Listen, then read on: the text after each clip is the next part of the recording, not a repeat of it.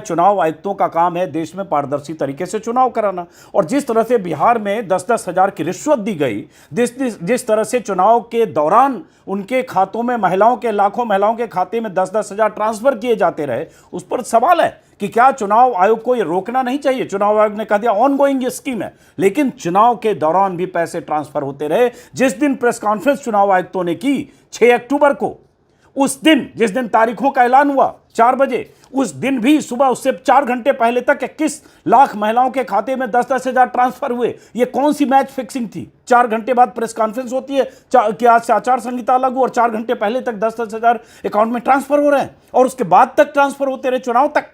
लेकिन ये इन सबको नहीं दिख रहा है। इन्हें दिख रहा है कि लीडर ऑफ अपोजिशन चुनाव आयोग पर क्यों सवाल उठा रहे हैं, इसलिए सबको एकजुट होना चाहिए। इसी में लिखा है, पॉलिटिकल लोग बिना सबूत के आरोप और ड्रामेटिक निंदा से इस जरूरी संस्था को बदनाम करना, कमजोर करना बंद करें।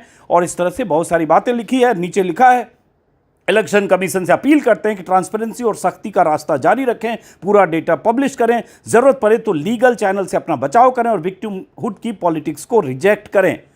ठीक है, मैं तो चाहता हूं और मैं कहता हूं कि राहुल गांधी के आरोप या किसी के भी आरोप चुनाव आयोग को सिलसिलेवार ढंग से कन्विंसिंग तरीके से तथ्य के साथ जवाब देना चाहिए। कई बार उसका जवाब नहीं आता है।